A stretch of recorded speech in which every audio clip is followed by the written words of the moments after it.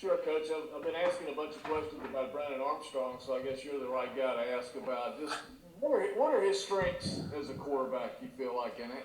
Obviously, he knows your system, so that'll be a big head start for him at NC State. Oh, well, I think Brandon in the quarterback room, if everybody stays healthy, this should be one of the top position groups in the conference in terms of production, in terms of experience. So, yeah, I think the group now, that room has a chance to really make a statement in the conference. And very excited that Brendan's going to be a part of that, and as well as the other guys we got. What do you feel like his strengths are, his biggest strengths, Coach, as a QB? Well, you know, my work and training and development with Brennan, we started with his legs, what he can do on the ground running the football. And that was the starting point with his recruiting.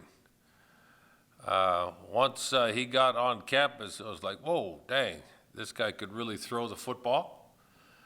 And, you know, coming from a little country high school into a college offense was not easy, but to his credit, he's very, what's the word, a lot of grit, a lot of determination, and he learned the stuff on the run. That was not easy for him, but yeah, grit, very athletic,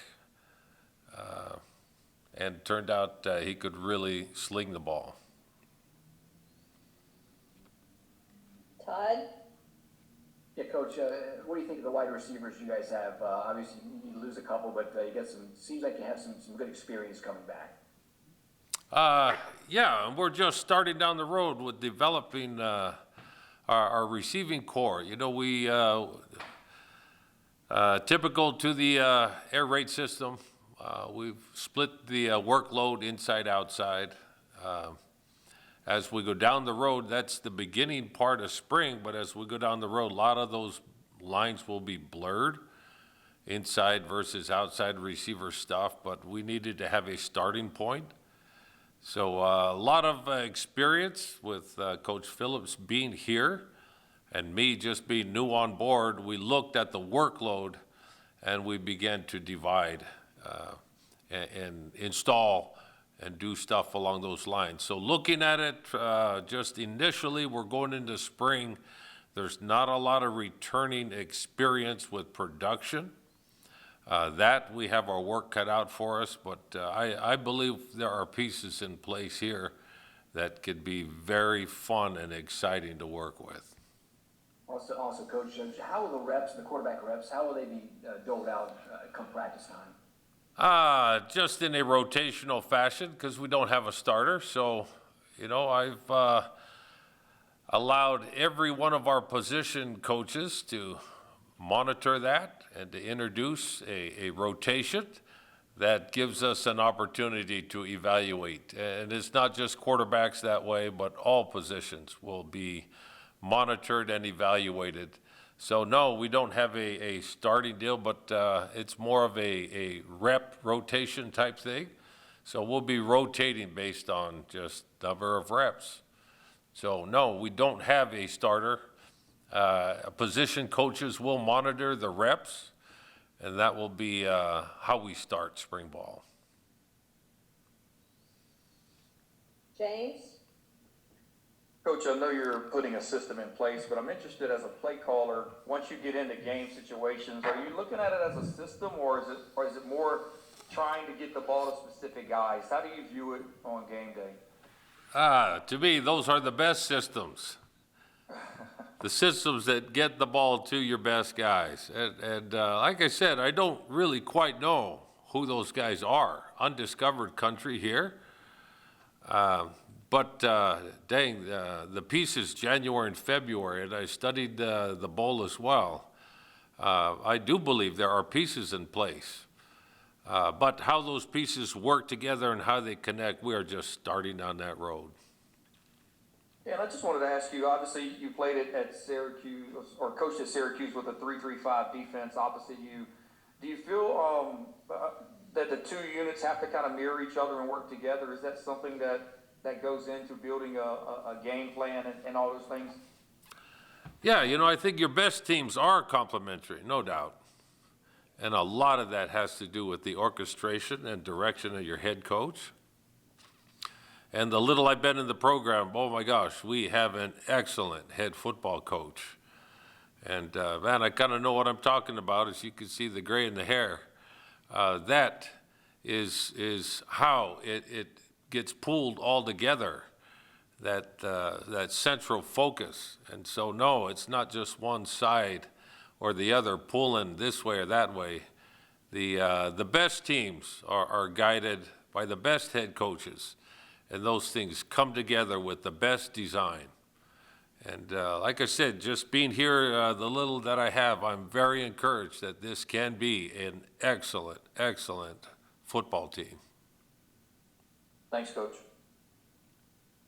David? Coach, just looking at the extreme circumstances that this offense went through last year with four quarterbacks, do you ever worry that three is not enough? I mean, do you guys have already been thinking about contingency plans and things like that? Well, I think if you got a quality group of three quarterbacks, you hopefully don't need 5 or 6.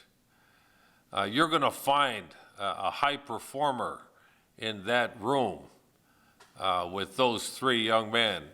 Like I said, health is got to be a part of the thing.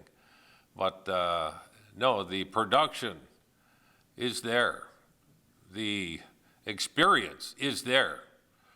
Now, the longevity, one of Brendan's has had seasons under his belt with multiple games in a season. So there is one player with that longevity part. But no, the other 2 kids are very capable, and we look forward to great things. Chip? Yeah, Coach Gibson was asked about what it was like facing your offense, so we'll give you a chance to rebuttal. Just what was it like facing Coach Gibson's defenses and just the problems they could cause? Oh, it's fascinating. And being able to practice against a top quality defense, an elite in the conference, and it's just not 1 year, it's been years stacked. That's a great opportunity for an offense to grow with.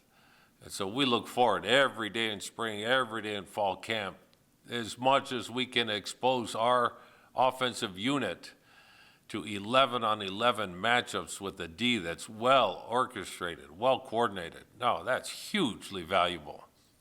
And hopefully one day we also can be a top performer in the conference offensively. And, we're able to add that same value on the other side as the defense goes against us. But like I said, right now, no. Shoot, the defense is the high performer, and we look forward to stepping up to that level. What's the biggest problems the 3-3-5 creates for an offense? And I guess Coach Gibson's kind of been called maybe one of the gurus of that scheme. A lot of guys dabble into 3-3-5, but very few have been able to make it elite. And I will say, I've worked with Tony years past, and he's been working on his that brand for decades. So it's not something they've stumbled upon here today, gone tomorrow. No, they've worked at it for decades. And he's got the right group in there, those assistants, and everybody's going the right way with that thing. So, no, it's not an accident that they are high performers in the conference. Man, this is year 8 for me in the conference. So, man, I'm just glad I'm on this side of this matchup than having to sit there on the other sideline trying to figure it out.